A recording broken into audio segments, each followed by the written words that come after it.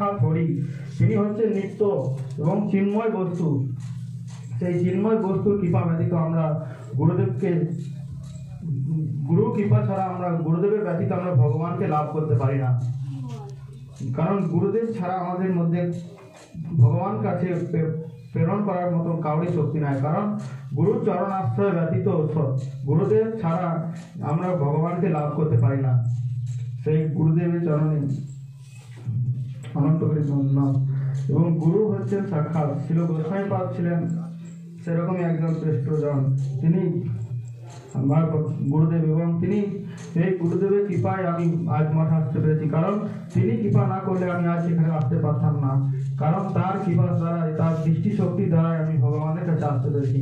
তার সন্নিধানে লাভ করে আমি ভগবানের সেবা লাভ করতে পেরেছি।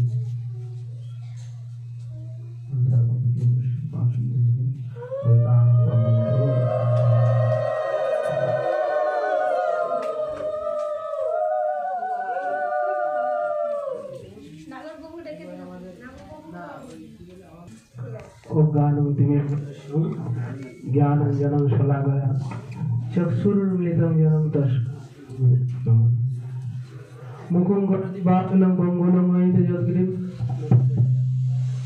यत्कृपातमहं वन्दे श्रीगुरु दिनकर। আমরা সমস্ত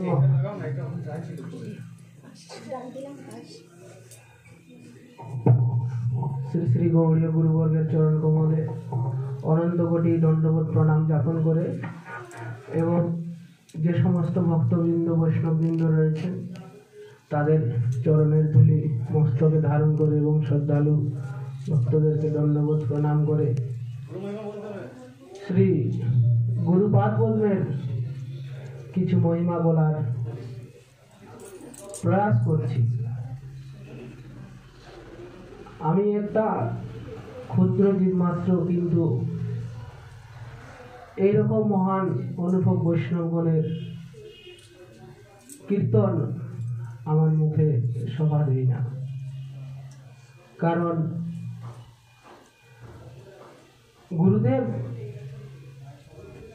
আমরা বহুদের মুখে শুনলাম, প্রথমেই শ্রীপাদ সুধীর কৃষ্ণ প্রভুর মুখ থেকে, যে যদ্যপি আমার গুরু চৈতন্যের দাস তথাপি জানি আমি তাহার প্রকাশ। গুরুদেব যদিও তিনি চৈতন্যের দাস স্বরূপে এই সংসারে লীলা করছেন, কিন্তু বলে তথাপি জানি আমি তাহার প্রকাশ, তারই এক স্বরূপ।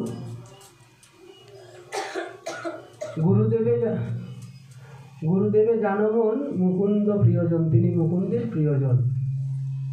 তিনি কৃষ্ণপৃষ্ঠ এবং মুকুন্দ ভগবানের কৃপায় এই সংসারে অবতীর্ণ হয়েছেন। তাই আমাদের গোস্বামীপাদের কীর্তনাবলীর মধ্যে আমরা শুনতে পাই যে শ্রী গুরুর কৃপা বিনে তারে কোন জনা চিনে, গুরু কৃপা একমাত্র আধার। গুরুদেবের কৃপাটা হচ্ছে আধার স্বরূপ। গুরু কৃপা ছাড়া জগতে কিচ্ছু হয় না। এবং কি বললেন যে পঙ্গু লঙ্ঘইতে যদ্গিরিম, যারা বোবা এবং খরা তাদেরকেও গুরুদেবের কৃপা হলে হাঁটতে পারে এবং কথা বলতে পারে। গুরু কৃপাটা এইরকম। তাই গোস্বামীপাদের গুণমহিমা কীর্তন আমরা অনেক শুনেছি, কিন্তু শুনলেও আমরা সেইগুলো মনে মনে রাখতে পারি না এবং চিন্তা করতে পারি না। তাদের অলৌকিক লীলা। গোস্বামীপাদ আমাদের জীবের জন্য তিনি সর্বপ্রথম লন্ডনে ছিলেন, তারপরে অনেক টাকা ভিক্ষা করে মিশনকে দিয়েছেন এবং মিশনের উন্নতি কাজের জন্য তিনি বহু কিছু করেছেন। আর সর্বপ্রথম আমাদের দিয়েছেন তিনি যে ছিলেন, যে তিনি কীর্তনের রসিক ছিলেন। তিনি আমাদেরকে যে কীর্তন মালিকা গ্রন্থ দিয়েছে, যে এই কীর্তন মালিকা আমরা যদি সারা জীবন কীর্তন করি তো শেষ করতে পারবো না। এই গোস্বামীপাদের লীলা আমরা যেমন শুনলাম যে শ্রীমাদির মুখ থেকে, যে এক শিবের ভক্ত, শিবজি তাকে আসামের মধ্যে এই ঘটনাটা, যে তাকে বলে যে এই গোস্বামীপাদের কাছে পীড়িত দিয়ে পাঠান এবং তার কাছে হরিনাম দীক্ষা গ্রহণ করার জন্য উপদেশ করেন।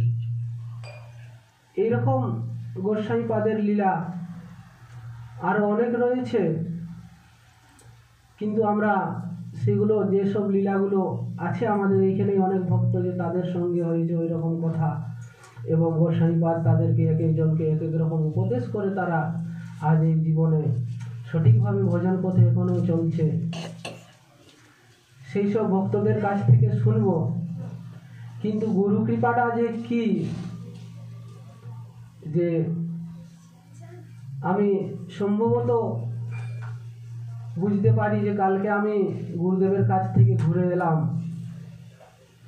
তো গুরুদেব আমাকে বলল যে তুমি ভগবানের সেবা করো প্রীতিপূর্বক দিয়ে, কারণ প্রীতি ছাড়া ভগবানের সেবা হয় না।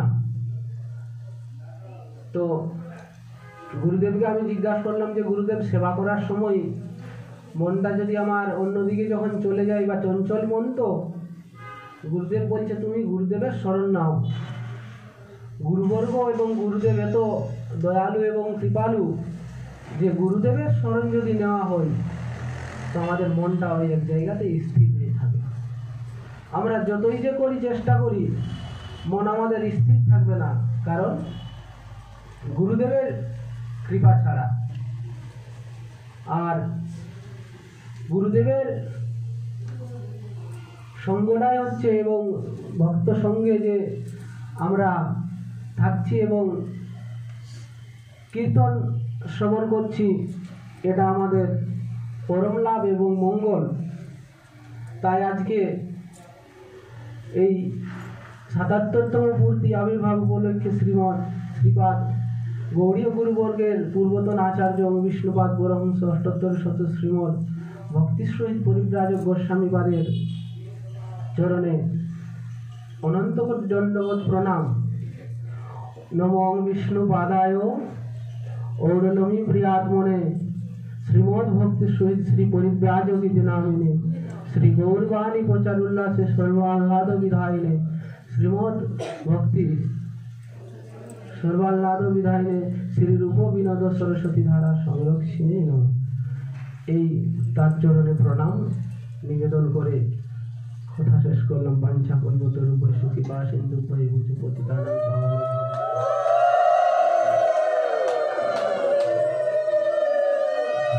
বাবা যদি আপনার মুখ থেকে গুরু মহিমা শ্রবণ করতে চাই, আপনি আসুন।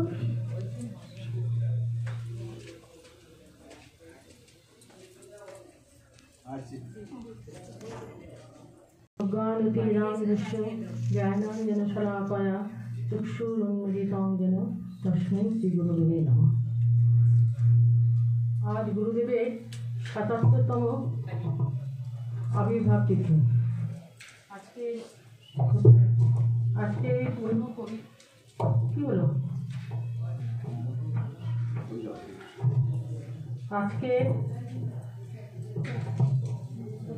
আজকের এই পূর্ণ পবিত্র দিনে আমরা গুরুদেবের কিছু স্মৃতিচারণ করে আত্মমঙ্গল বরণের চেষ্টা করছি। গুরু কথাটির মানেই হলো যিনি হৃদগুহার অন্ধকার যিনি হৃদগুহার অন্ধকার নাশ করে চিৎজগতের আলোর পথে দিশা দেখান, তিনি হচ্ছেন গুরু তত্ত্ববিদ। যিনি কৃষ্ণ তত্ত্ববেত্তা তিনি গুরু। যিনি ভগবত দর্শন হয়েছে, যার উপলব্ধি করেছেন, যিনি অনুভব করেছেন, তিনি গুরু। আর এই সমস্ত তার সমস্ত এই গুণের প্রকাশ হয় তার কীর্তন রচনাবলীর মধ্যে দিয়ে। তার কীর্তন রচনাবলী এক অনবদ্য দান আমাদের কাছে। আরেকটা হচ্ছে ভগবানের অনন্ত শক্তির অন্যতম হলো এই গুরু শক্তি। ভগবানের করুণাময় বিগ্রহ হচ্ছে গুরুদেব। গুরুদেব একদিকে যেমন পিতা স্নেহ, আরেকদিকে স্নেহময়ী জননী। তিনি সমস্ত শিষ্যদের ভক্তদের তিনি কাছে বসিয়ে কীর্তনের সুর ভগবান প্রভুকে দিয়ে কীর্তনের সুর তুলিয়ে দিতেন। এরকমই তার দয়া, তার করুণা।